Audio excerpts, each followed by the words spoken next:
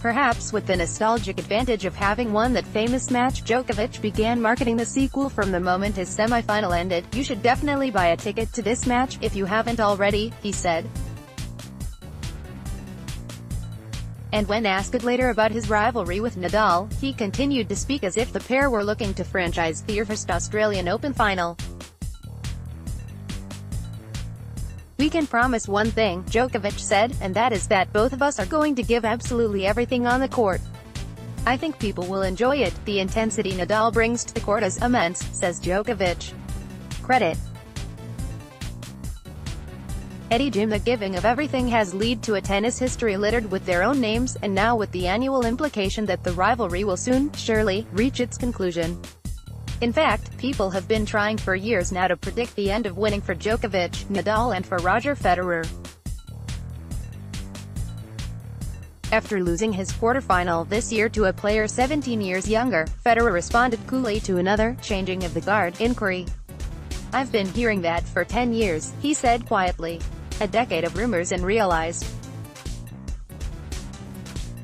And so it is with Nadal, and even Djokovic, both of whom would read their obituaries at least once in the past 3 years. Indeed, such is the stoicism and rigor of these men that you are more likely to notice the change in your own body than in theirs watching this final. The creak of lateral movement reaching for the beer, the pain in the shoulder adjusting the fan." Djokovic is significantly younger than Federer, but he started winning early and so it's easily forgotten. Nadal has been winning for 15 years, and is still almost 5 years younger than Federer. It's true that each of them has had a brief sabbatical from the dais, but each has returned unmoved, even improved by advancing time. "Both of us are going to give absolutely everything," says Novak Djokovic of his showdown on Sunday with Nadal. Credit. App. Naturally, when champions keep on being champions, there is a part of us that demands change, if only from an envious streak of our own latent competition. Haven't they won enough? Haven't they done enough, proven enough by now? For a tournament, and a sport so drunk on legacy and legend, there was even a marketing nudge for something new at Melbourne Park this year. "Rethink," the posters on the promenade implored. Rethink finalists, rethink champions, and rethink tennis, generally.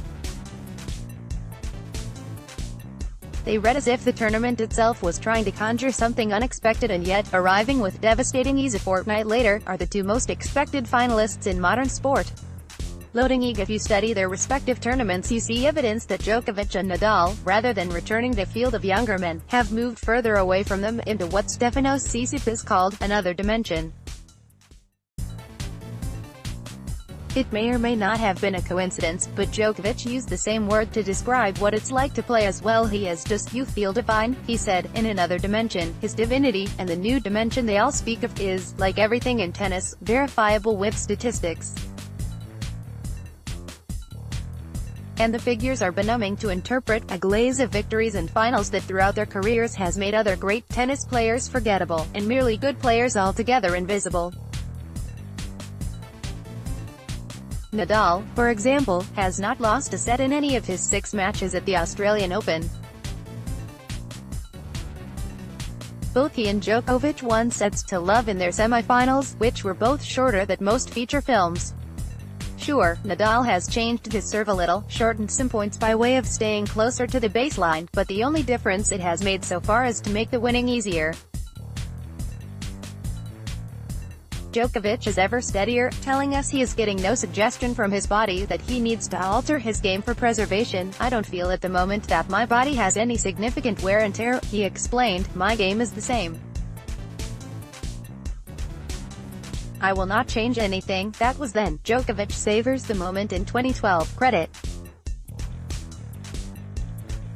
Sebastian Costanzo. It's the inevitable progression of all things familiar that we should wonder about them changing, and the more time that passes without change in men's tennis, the more emboldened the question becomes.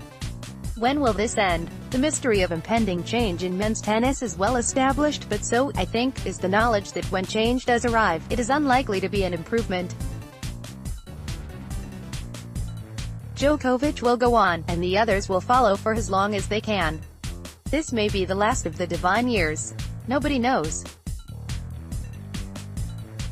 These men have played 52 times on the tour for an almost even record, although Nadal has not beaten Djokovic on this surface in his last 7 attempts. If Nadal wins, it will rank among his thinnest. There have been so many